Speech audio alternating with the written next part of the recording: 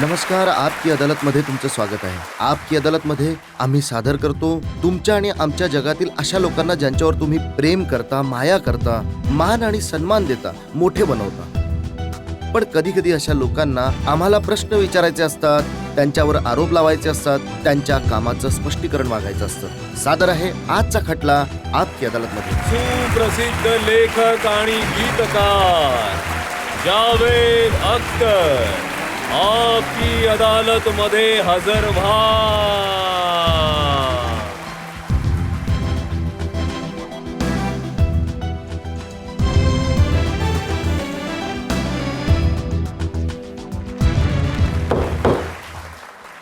हा खटला सुरू करावा. तर खटला सुरू होत आहे. आपकी अदालतमध्ये पहिला आरोप जावेद अख्तर यांच्यावर. आपकी अदालत मध्ये जावेद अख्तर यांच्यावर आरोप आहे की हे कोणाशीही जुळवून घेत नाही. जावेद साहेब, जे तुमच्या सिनेमाचं कॅरेक्टर होतं जंजीरचं, अँग्री यंग मॅन, ही गोष्ट खरी आहे का की हे वास्तवात तुम्ही स्वतः अँग्री यंग मॅन आहात? कदाचित असेल कधीतरी. मी तुमच्या लहानपणीची गोष्ट आठवण करून देतो, जेव्हा तुम्ही एकदम बंडखोरीवर आला होतात घरच्यांबरोबर. तुम्हाला बंडखोर आणि खोडकर समजलं जायचं घरी. हे बघा, थोडंसं बंडखोर असणं गरजेचंच आहे. एक पर्शियनमध्ये एक खूप प्रसिद्ध शायर होता सादी, त्याने एक लाईन लिहिली आहे. हरकत के शुद्ध साहब नजर दीने बुजुर्गां खुश न करत. तो प्रत्येक माणूस ज्याच्याजवळ आपली नजर आहे, दृष्टी आहे, तो आपल्या मोठ्यांच्या बिलीफला थोडं नाखुश करतो. आणि ही लाईन माझ्या ऑटोग्राफ बुकवर कोणी दुसऱ्याने नाही तर माझ्या स्वतःच्या वडिलांनी लिहिली. त्यांना तर माहित होतं चांगल्या प्रकारे की मुलाने बंड पुकारलाय, मुलगा कायम नाराज असतो. थोडं बंड प्रत्येक जनरेशनने करायला हवा. जर आपण सगळं तेच समजलो आणि तेच ऐकलं जे मागच्या पिढीने मानलं आहे, तर आयुष्य पुढे कसं जाईल? असं बंड की तुमचं लग्न झालं आणि त्यावेळी वडिलांना नाही बोलवलं? वडिलांनी कुठे बोलवलं होतं? वडिलांनी मला बोलवलं नव्हतं.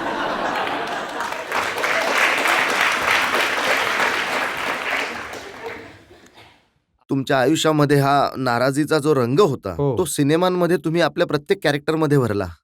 हे बघा, हे कॅरेक्टर ज्याचा तुम्ही उल्लेख करत आहात, काही एकट्याने मी बनवलेलं नाही. हे 2 व्यक्तींचं आहे, सलीम साहेबांचं आणि माझं. आणि मी तर म्हणेन सलीम साहेबांचं जास्त आणि माझं कमी. मी त्यांना सलीम जावेदच्या जोडीमध्ये मी त्यांना मोठा कॉन्ट्रिब्युटर मानतो आणि स्वतःला कमी. परंतु हो, आम्हा दोघांमध्येही कदाचित त्यावेळी समाजामध्ये जो आवेश होता, राग होता, आम्ही सुद्धा त्या समाजाचे भाग होतो, तर कदाचित आमच्या आतमध्ये सुद्धा असेल. मग ज्या सलीम साहेबांबरोबर मिळून तुम्ही कॅरेक्टर बनवलं, यश मिळालं, जशी संधी मिळाली त्यांचा पत्ता कट केला? नाही, संधी मिळण्याची गोष्ट नाहीये आणि त्यांचा पत्ता कट नाही केला. ते काही माझ्यासाठी काम थोडीच करत होते, पार्टनरशिप होती. काही वेळेबरोबर लोक आउटग्रो करतात एकमेकांना, वेगवेगळे असे होत असतात. चांगल्या वाईटाचा प्रश्न नाही, डिफरंट होत असतात. आणि आम्ही लोक तेव्हा एक वेळ अशी आली होती की आम्हाला वाटलं कदाचित आपण पुढे एकत्र काम करून ते काम करू शकणार नाही जसं आम्ही आधी केलं आहे. तर यापेक्षा आम्ही खराब काम करावं, आम्ही वेगळं होऊ का नाही? त्यावेळी वारंवार मीडियामध्ये असं लिहिलं जायचं की पब्लिक रिलेशनचं काम सलीम साहेब करतात आणि लिहिण्याचं काम जावेद साहेब करतात. अगदी चुकीचं. पब्लिक रिलेशनसाठी एका रायटरला बरोबर मी 50-50 पार्टनरशिप का करेन? त्यांचं नाव माझ्या नावाच्या आधी का येऊ देईन? सलीम साहेबांनी एक नवीन सेन्सिबिलिटी आणली स्क्रीन प्लेमध्ये आणि त्यांचं आज सुद्धा जो स्क्रीन प्ले आहे हिंदुस्थानी सिनेमाचा, त्यामध्ये त्यांचं खूप कॉन्ट्रिब्युशन आहे. जे तुम्ही म्हणालात की आउटग्रो केलं, दोघांनी वेगवेगळे मार्ग स्वीकारले, कारण काय होतं? त्यामध्ये असं काही कारण नाही की आमचं एखाद्या गोष्टीवर भांडण झालं किंवा पैसे प्रकरण होतं की असं काही आमच्यामध्ये कधी झालं नाही.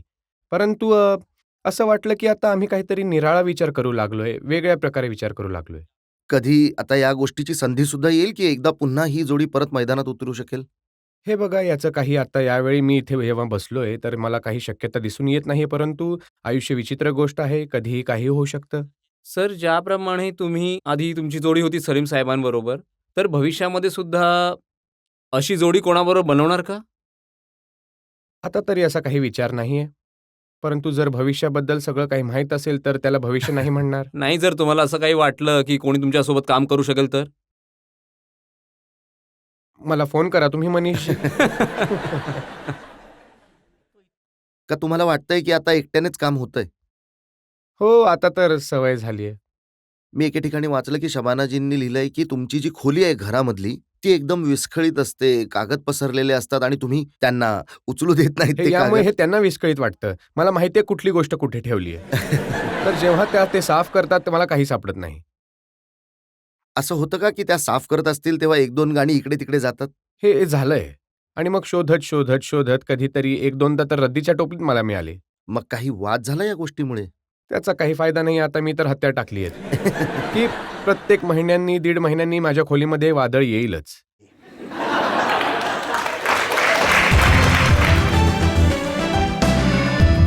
जावेद अख्तर यांच्यावर जनतेच्या खटल्याचा आणखी एक भाग ब्रेक नंतर.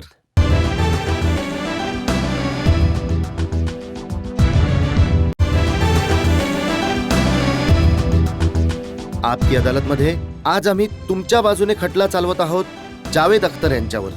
आपकी अदालतमध्ये जावेद अख्तर यांच्यावर आरोप आहे की यांचा अप्रोच पॉप्युलिस्ट आहे. जावेद साहेब, एक असा काळ होता, साहिर लुधियानवी साहेब लिहायचे किंवा हो. शैलेंद्र लिहायचे, हो. मिनिंगफुल असायचं, सोपं असायचं, हो. लोकांना समजायचं हो. ते. पण तुम्ही लिहिलं 1, 2, 3, 4, हो, बरोबर. ज्याला ना काही अर्थ आहे ना काही नक्कीच meaning. आहे. याचा अर्थ आहे तुम्ही ते गाणं पूर्ण ऐकलं नाही आणि सांगाल तर मी तुम्हाला त्याचे शब्द हो, ऐकवतो. तुम्ही सांगा आता जनतेच्या हो, हो. समोर. मी हे एका फोक सॉन्गच्या रूपामध्ये लिहिलं आहे. एक मुलगी होती, एक विरहिणी होती, जी आपल्या प्रियकराची वाट बघत आहे आणि मी तुम्हाला त्याची 3 कडवी पटकन ऐकवतो. 1 2 3 4 5 6 7 8 9 10 11 12 13 13 करूं दिन गिन गिन के इंतजार, आजा पिया आई बहार. 14 को तेरा संदेशा आया, 15 को आऊंगा ये कहलाया. 14 को आया ना 15 को तू, तड़पा के मुझको तूने क्या पाया. 16 को भी 16 किए थे सिंगार, आजा पिया आई बहार. 17 को समझी, आणखी 2 टाळ्या बाकी आहेत. 17 को समझी संग छूट गया, 18 को दिल टूट गया. रो रो गुजारा मैंने सारा 19, 20 को दिल के टुकड़े हुए 20, फिर भी नहीं दिल से गया तेरा प्यार, आजा पिया आई बहार. 21 बीती 22 गई, 24 गुजरी 25 गई, 25-26 ने मारा मुझे, बिरहा की चक्की में मैं पिस गई. दिन बस महीने के हैं और 4, आजा पिया आई बहार. हे गाणं काय मिनिंगलेस आहे?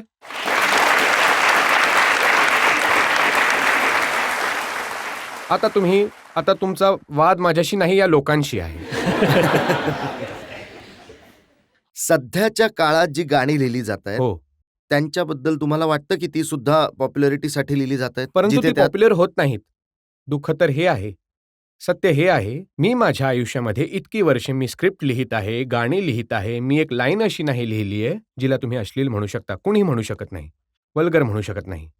मी जी गाणी लिहितो ते ही सिच्युएशन आहे, ते त्यानुसार आहे. मी कितीतरी सिनेमे सोडले आहेत. तुम्ही विश्वास ठेवत जा रजतजी. जिथे मला वाटलं की ही सिच्युएशन तर वल्गर आहे, मी तो सिनेमा सोडला. कधी मला कधी सिनेमाचं टायटल नाही आवडलं तर सिनेमा सोडलाय. कुछ कुछ होता है तुम्ही यामुळेच सोडला होता? मी तो सिनेमा सुद्धा नाही केला. खरं तर मला नंतर हा एक सिनेमा आहे ज्याचं मला दुःख झालं की मी तो सोडलाय. परंतु मला त्याचं टायटल आवडलं नाही. आज मी विचार करतो की काय वाईट होतं त्यामध्ये. हे खरं एकदम स्वच्छ असा सिनेमा होता. हो, खूप चांगला सिनेमा होता.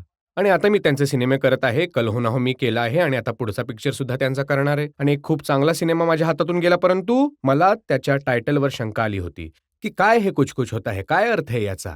मी नाही केला. तर मी इतकं केअरफुली काम करतो. तुम्ही विश्वास ठेवा की कित्येक सिनेमे असे मला त्यांचं सुद्धा दुःख नाही. जर दुःख आहे तर कुछ कुछ होता है हे नक्कीच आहे, कारण तो खूप चांगला सिनेमा होता जेव्हा मी पाहिला. बाकी कशाचंच मला दुःख नाही. त्यामधले कित्येक हिट सुद्धा झाले. पण आजच्या काळामध्ये जुनी गाणी घेऊन ज्या प्रकारचे व्हिडिओज बनवले जातात त्याने तुम्हाला वाटतं का की लाजिरवाणी. मी तर असं नाही इथे म्हणत आहे. मी तर टीव्हीवर आणि वृत्तपत्रांमध्ये खूप वेळा बोललोय की यावर हिला थांबवलं पाहिजे. आणि बघा, ज्या प्रकारे ताजमहल आणि अजंता आणि अलोरा जे आपले नॅशनल हेरिटेज आहेत, त्याच प्रकारे मला वाटतं की लता मंगेशकर यांची गाणी, मोहम्मद रफीची गाणी, एस.डी. बर्मन यांची गाणी, अनिल विश्वास यांची गाणी सुद्धा आपले नॅशनल हेरिटेज आहे. त्यांचं प्रोटेक्शन झालं पाहिजे. उद्या जर कोणी म्हणाले की मला अजंतामध्ये सायकेडेलिक लाईट लावायचे आहेत, मला इथे डिस्को उघडायचा आहे ताजमहलमध्ये, त्याच प्रकारे आपली ही जी गाणी आहेत, ही जुनी 40s 50sची गाणी आहेत. त्यामध्ये अशा प्रकारे डिस्टर्शन आणि रॅप टाकत आहेत, झंकार बीट्स टाकत आहेत. ते इतके घाण त्याचे व्हिडिओज असतात. या म्युझिक कंपनीला थांबवलं गेलं पाहिजे. कोण थांबवणार जावेद साहेब? सरकार, कायदा बनला पाहिजे यासाठी. काय कधी फिल्म इंडस्ट्रीने एकत्र येऊन यासाठी आवाज उठवलाय का? फिल्म इंडस्ट्रीने उठवेल नाही उठवेल माझं मत तुम्ही विचारलं तर मी तुम्हाला दिलं. माझं मत हे आहे आणि हे मत मी 10 वेळा सांगून झालंय. या लोकांना काहीही अधिकार नाही की जुन्या गाण्यांमध्ये अशा प्रकारे गोष्टी पण टाकाव्या. कायद्यानुसार तर कॉपीराइट्स मध्ये अधिकार जर आहे आहे की तर कुणी चेंज झाला पाहिजे तो लॉ. जर एखादं कारण गाणं ते चुकीचं- बनवायचं असेल तर मग ते हे बनवू बघा, शकतात. जेव्हा हा कॉपीराईट ऍक्ट बनवला गेला होता तेव्हा खूप साऱ्या गोष्टी नव्हत्या. आता हा असभ्यपणा होत आहे तर कायद्यामध्ये चेंज झाला पाहिजे. ज्या लोकांनी यामध्ये म्युझिक दिलंय त्यांच्याबरोबर सुद्धा तुमची ओळख आहे. ते लोक कसे रिॲक्ट करतात? माझ्या मते सर्वसामान्यपणे जी म्युझिक फॅटर्निटी आहे, मग ते म्युझिक डिरेक्टर असो किंवा ते रायटर असो, त्यांना ही गोष्ट आवडत नाही. लता मंगेशकर किंवा नौशाद साहेब लताजींना तुम्ही विचारा जरा, कसं वाटत असेल त्यांना, ते अंगलं वाटत असेल त्यांना. ये मेरा लाल दुपट्टा मलमल का, त्यांचं जे गाणं होतं इतकं सुपरहिट गाणं आणि इतकं गोड गाणं होतं, ते आता त्याची काय अवस्था केली गेली आहे. मी तर त्यांचा जेव्हा 75th बर्थडे होता, तर तिथे एका साहेबांनी स्टेजवर त्यांच्या हिमतीला दाद देतो, की लता मंगेशकर यांच्यासमोर गाणं गायलं, तसंच रॅप. तर त्याच्यानंतर जेव्हा मी स्टेजवर गेलो, तर मी म्हणालो, की लताजींना मला 2 गोष्टींसाठी अभिनंदन करायचंय. एक तर त्यांचा जो 75th बर्थडे आहे त्यासाठी शुभेच्छा देतो आणि शुभेच्छा यासाठी देतो, की तुम्ही एक गाणं गायलं होतं, मेरा लाल दुपट्टा मलमल का. तर तुमच्या स्वप्नात सुद्धा आलं नसेल, की दुपट्ट्याला एक दिवस या रंगामध्ये पाहाल तुम्ही. तुमच्या शायरीमध्ये एक ताजेपणा आहे, निरागसता आहे, एक असा अल्लडपणा आहे. तर तुमचा चित्रपटांशी संबंध आहे, पॉलिटिक्सशी संबंध आहे. मग तुमच्या शायरीमध्ये ही निरागसता, हा ताजेपणा कसा टिकवून ठेवता? हे मी आणि जरा दुसऱ्या तुम्ही पद्धतीने विचारतो. हो. 60 वर्षांच्या वयामध्ये हम्म. तुम्ही तारुण्याची कामं कशी काय करता? हे बघा, याचं सरळ उत्तर असं आहे, की शायरीचा संबंध केस पांढरे होण्याशी नाहीये, मनाच्या काळेपणाशी आहे. जोपर्यंत मन काळं आहे, तोपर्यंत माणूस शायरी करू शकतो.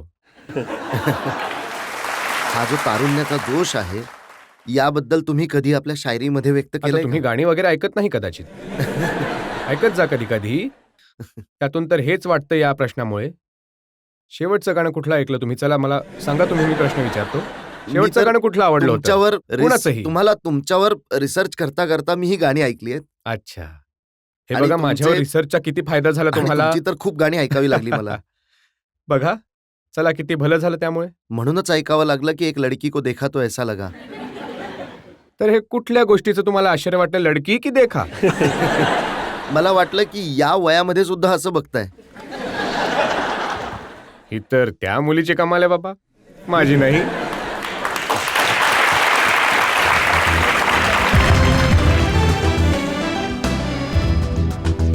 आपकी अदालतमध्ये हा खटला सुरूच राहील एका छोट्याशा ब्रेक नंतर.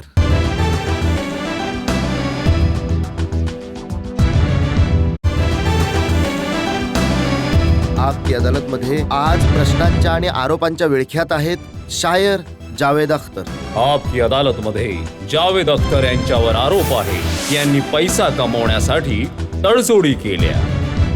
ही सुद्धा तुमची गोष्ट खरी आहे की तुम्ही जितकी गाणी लिहिली त्यामध्ये कुठे वल्गॅरिटी नाही आली, कुठेच तुम्ही तडजोड नाही केली.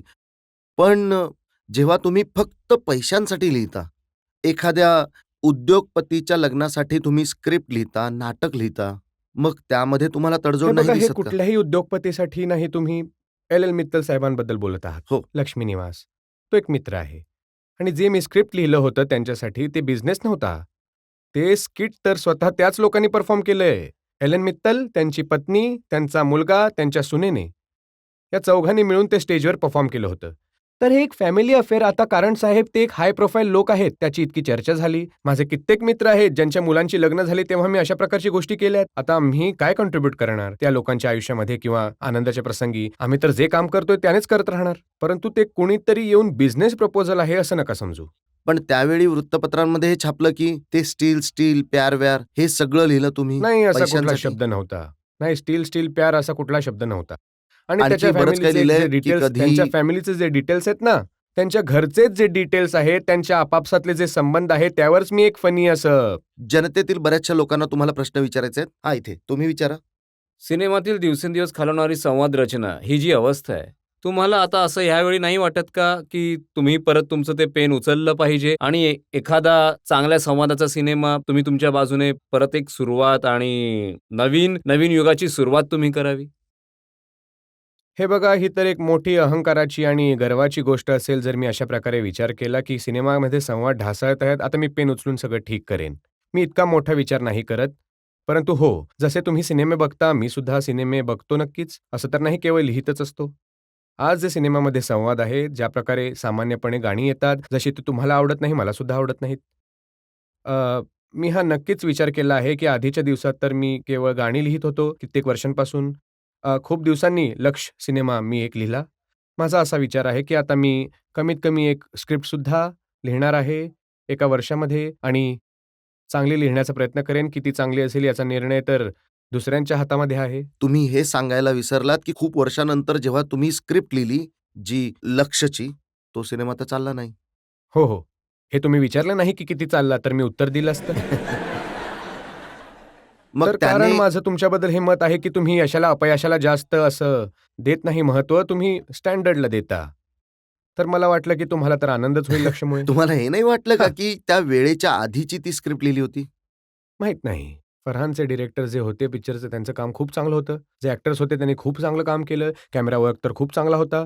तर जर ती एक सुपरहिट फिल्म नाही बनू शकली, तर कुठेतरी मीच असं लिहिलं जे असेल, जे जे लोकांच्या मनापर्यंत पोहोचू नाही शकलं, त्यावर विचार केला पाहिजे. आता हे विचार करण्याचं काम फरहानला करावं लागेल की पुढचा सिनेमा घ्यावा की नाही हो, तुमच्याकडून? बरोबर आहे. नक्कीच बरोबर आहे. आणि पहिला जो स्वतः त्याने लिहिला होता तो किती चांगला होता. प्रत्येक काळातील सुपरहिट गाण्यामागे एक नाव माहीत असतं, ते आहे जावेद अख्तर. तर तुमच्या डोक्यामध्ये एखादं स्वतःचं लिहिलेलं जे तुम्हाला कायम आठवणीत राहील, जे तुम्ही लिहिलं असेल सॉन्ग, तुमचं फेव्हरेट सॉन्ग कुठलं आहे? मी तुम्हाला खरं सांगतो, की माझं स्वतःचं कुठलं गाणं माझं फेव्हरेट गाणं नाहीये. होतं असं, की जेव्हा तुम्ही एक गाणं लिहीत असता आणि त्यामध्ये बुडालेले असता आणि असं वाटतं, की झालंय, तर त्यावेळी खूप चांगलं वाटत असतं. मग रेकॉर्डिंग होतं, खूप थ्रिल वाटतो. 1-2 दिवस ते लक्षात राहतं. मग दुसऱ्या गाण्यांमध्ये इन्व्हॉल्व होतो. मग ते खूप इम्पोर्टंट वाटतं. मग आज आणि आत्ता जे गाणं तुम्ही लिहिलं ते सांगा ना? हे बघा आता तर आता मागच्या आठवड्यात एक गाणं मी सुनामीविषयी लिहिलं होतं. ते गाणं ते गाणं माझ्या हृदयाला नक्कीच भावलं. जिंदगी पुकारती है, आओ हम तुम भी मिलके पुकारें। जिंदगी कब हारती है, आओ हम तुम भी दुख से न हारें। जख्म धरती के तन पर है कारी, कितने दिल हैं जो हमसे हैं भारी। दर्द की लहर है, जहर ही जहर है, आओ ये जहर मिलके उतारें। जिंदगी पुकारती है।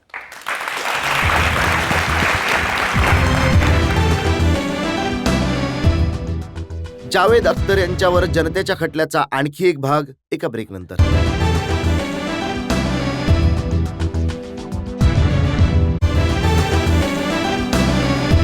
आपकी अदालतमध्ये आज पिंजऱ्यामध्ये हजर आहेत गीतकार आणि स्क्रिप्ट रायटर जावेद अख्तर. आपकी अदालतमध्ये जावेद अख्तर यांच्यावर आरोप आहे की हे अर्धे राजकारणी आहेत. तुम्ही अर्धे पॉलिटिशियन आहात, कारण रिलेक्टंट पॉलिटिशियन आहात. तुम्ही राजकारणामध्ये एक पाऊल ठेवता आणि 2 पावलं मागे घेता तुम्ही. तुम्ही मला राजकारणामध्ये पाऊल ठेवताना कधी पाहिलं? आम्ही तुम्हाला बघितलं वेस्ट बेंगॉलमध्ये कॅम्पेन करताना. हे बघा, डेमोक्रेसी जी आहे, ती या बेसिसवर आहे, की प्रत्येक सिटिझन जो आहे, तो राजकारणामध्ये इन्व्हॉल्व आहे. वोट देणं हे स्वतः राजकारण आहे. तुम्ही एका पार्टीला मत देताय आणि दुसऱ्याला नाही देत. तर पॉलिटिक्समध्ये तर प्रत्येक नागरिक इन्व्हॉल्व्ड आहे आणि त्याने हे असलं पाहिजे. कधी-कधी तुम्हाला जेव्हा वाटतं, की गरजेचं आहे बोलणं आणि तुमचं गुडविल आणि जनतेने तुमच्यावर जो कॉन्फिडन्स ठेवला आहे, तुम्हाला जे प्रेम दिलं आहे, तर तुमचं कर्तव्य बनतं, की जी गोष्ट तुम्हाला खरी जाणवते ती लोकांना सांगावी. तर मी हे करतो. आतून वाटतं राजकारणामध्ये एक पाऊल पुढे ठेवता. नाही, हे बघा, जर कॅम्पेनच्या राजकारणाचा अर्थ निमित्ताने असा ठेवतात. आहे, हे बघा, राजकारणाचा अर्थ असा आहे, की कुठल्याही पॉलिटिकल पार्टीला जॉइन करणं, तर मला ते नकोय. मी कुठल्याही पॉलिटिकल पार्टीला जॉइन नाही. मी एक एक नागरिक आहे, जो विचारसुद्धा करतो आणि बघतो सुद्धा आणि बोलतो सुद्धा. पॉलिटिकल पार्टीला जावेद साहेब तुम्हाला यामुळे जॉईन नाही करायचं आहे, कारण तुम्हाला त्यांच्या नियमांमध्ये राहावं लागेल. अगदी बरोबर. आणि त्यांचं सत्य माझं सत्य होईल, हे मला नकोय. मला तर तेच बोलायचं आहे, जो माझा विश्वास आहे.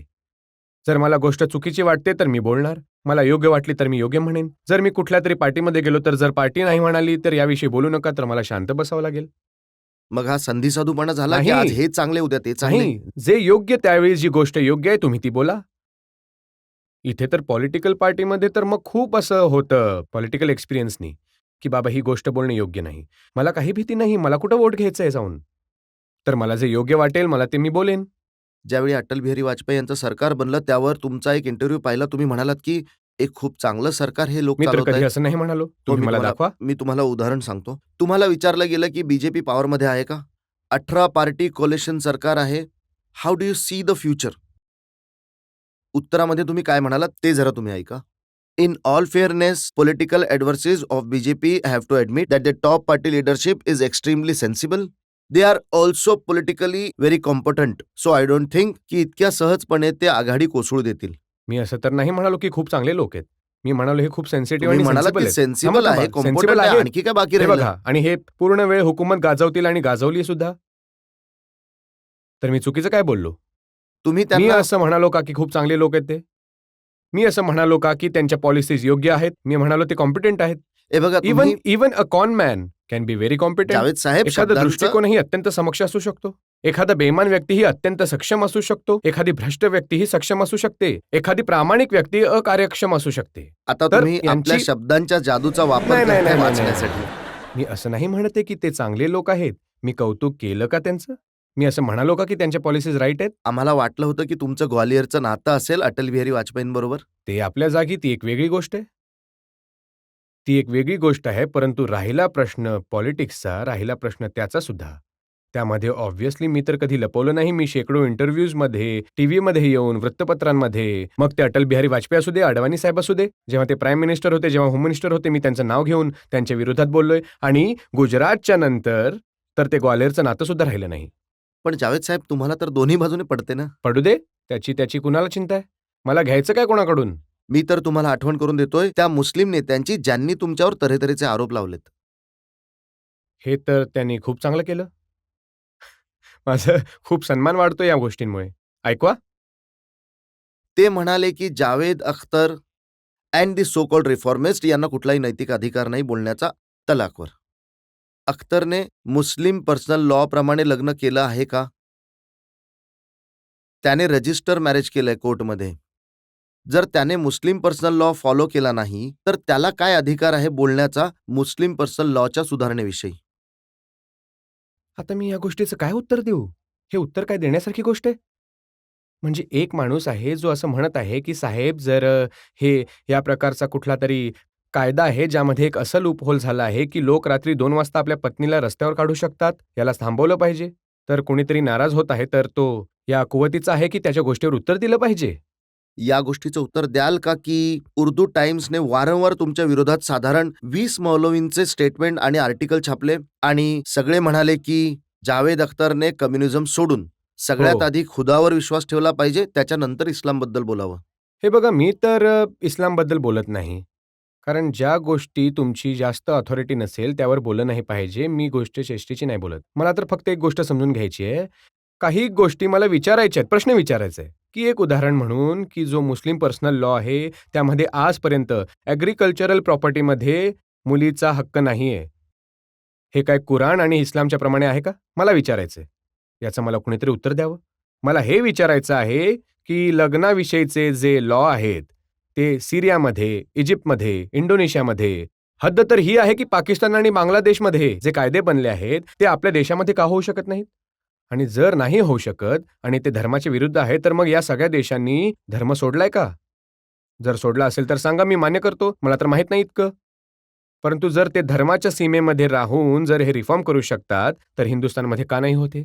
त्यांचं फक्त इतकंच म्हणणं आहे की धर्माबद्दल बोलण्याचा अधिकार फक्त त्याच लोकांना आहे जे धर्माला मानतात, जे त्यावर हे तर चालतात. असं झालं की मी म्हणावं की जावेद अख्तरबद्दल बोलण्याचा अधिकार त्याला आहे जो जावेद अख्तरला मानतो.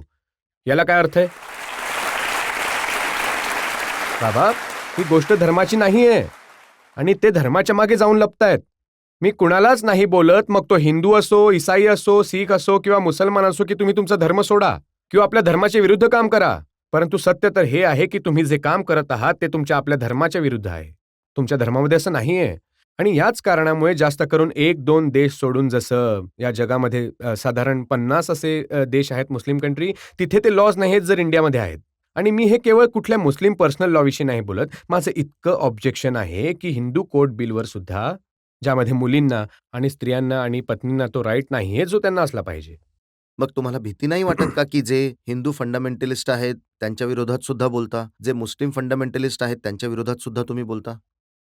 घाबरायची काय गोष्ट आहे यात? जे खरं आहे ते बोला.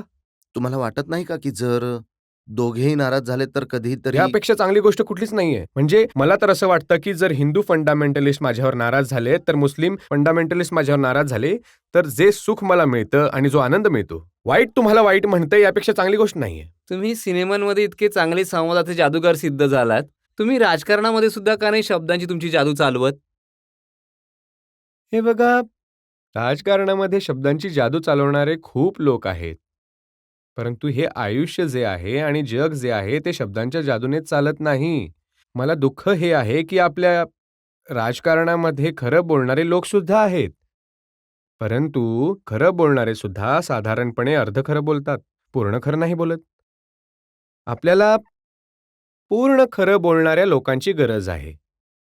मग त्यासाठी गरजेचं नाही का की तुम्ही अर्ध राजकारण करण्यापेक्षा पूर्ण राजकारण नाही, करावं? मी तर अर्ध राजकारण नाही करत आहे. मी तर खूप साधारण माणूस आहे या गोष्टीमध्ये. मी तर एक प्रोफेशनल आहे. आमच्यासारख्या लोकांना तर कदाचित गरजच नसली पाहिजे येण्याची. आम्ही जेव्हा बघतो की या गोष्टींवर बोलले जात नाहीये, काही गोष्टींवर सांगितलं जात नाहीये, तर एक सामान्य नागरिकाला उठवून बोलावं लागतं.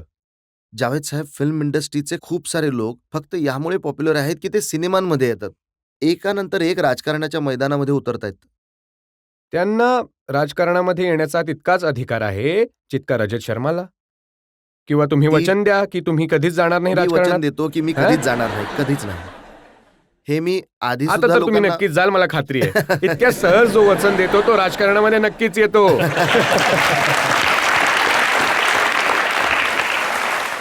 कारण कमीत कमी हा. तुमच्यासारखं तर नाहीये ना की पॉलिटिकल पार्टीसाठी कॅम्पेन करून परत येईन आणि मग म्हणेन मी राजकारणामध्ये नाहीये. काही हरकत नाही. उद्या तुम्ही म्हणाल की पॉलिटिकल पार्टीला वोट दिला आणि म्हणतात राजकारणामध्ये नाहीये. हे कॅम्प- सुद्धा म्हणू शकता तुम्ही. कॅम्पेन कॅम्पेन करण्याचा- करण्याचा अधिकार प्रत्येक नागरिकाला आहे की साहेब आम्हाला ही पार्टी आवडते. हे बघा, नाहीतर- होईल काय की उद्या एखादा राजकीय पक्ष हम्म. तुम्हाला राज्यसभेमध्ये पाठवेल हम्म. आणि तुम्ही सहजासहजी जाऊन बसाल.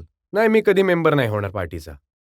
पण जर त्यांनी तुम्हाला पाठवलं राज्यसभेमध्ये तर ते स्वीकाराल. हो, मी जाईन. नक्की जाईन. आणि का जाऊ नये? इतका मोठा जो प्लॅटफॉर्म आहे, तिथे जाऊन त्या गोष्टी नक्कीच बोलेन मी, ज्या मला बोलायच्या आहेत. आणि मग हे- तिकडे चांगलं पूर्ण देशापर्यंत पोहोचतील त्या गोष्टी. आता बघा, तुमचा प्रोग्राम जितके लोक बघत आहेत, गोष्टी मी बोलत आहेत, ते ऐकत आहेत, तर फायदा आहे माझा. माझं म्हणणं खूप लोकांपर्यंत पोहोचते आणि तो तुमच्या प्रोग्रामपेक्षा मोठा प्लॅटफॉर्म आहे. तर मी तिथे का जाऊ नये? मग आता हे नक्की झालं की तुम्ही पार्लमेंटमध्ये पोहोचाल आणि मी नाही, जाणार नाही, नाही. असं नाहीये. असं नाहीये, असं नाही ठरलं. हे तर तुम्ही म्हणाला तर मी म्हणालो जाईन मी, रजजी म्हणत आहेत तर. परंतु असं काही नाहीये की माझ्या मागे लोक लागलेत की चला.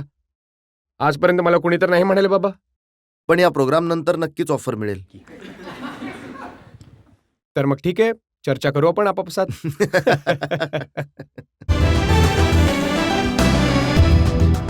हे होते आपकी अदालतमध्ये आमचे आरोप जावेद अख्तर यांच्यावर. त्यांचं स्पष्टीकरण आपण ऐकलं. आता वेळ आहे आजच्या कारवाईवर.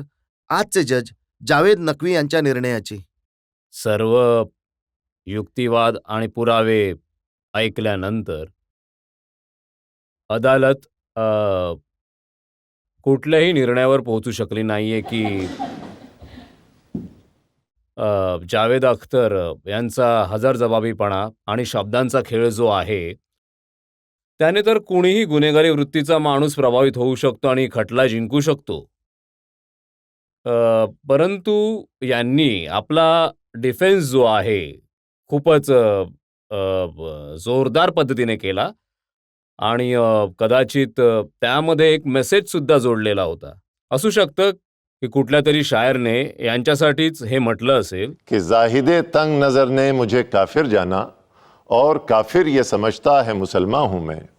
तर पण सोबतच जावेद साहेबांबरोबर एक गोष्ट आणखीन आहे की यांच्या मागे यांचं जे भांडवल आहे, यांची जी लेगसी आहे, ज्यात मिजाज आणि जावेद आणि जानिसार अख्तर सारखे लोक आहेत त्यांच्या मागे, तर त्यांच्याकडून काहीतरी असं यांनी चोरलंय ज्याला हे प्लेजरिझम असं म्हणतात.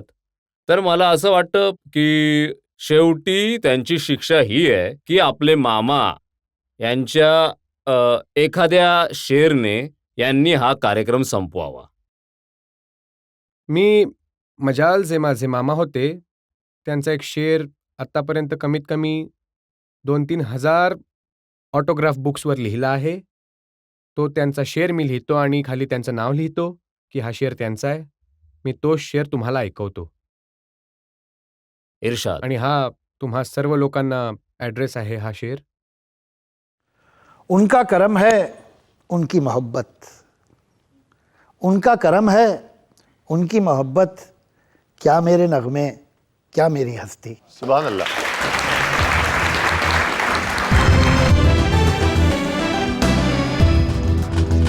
या विश्वासाबरोबर की जावेद अख्तर आपल्या गाण्यांनी, आपल्या डायलॉगनी, आपल्या स्क्रीन प्लेने जनतेचं मन जिंकत राहतील. आजचा खटला इथेच संपवूयात. पुढच्या आठवड्यात पुन्हा भेटूयात एका नवीन पर्सनॅलिटी बरोबर. तोपर्यंत नमस्कार.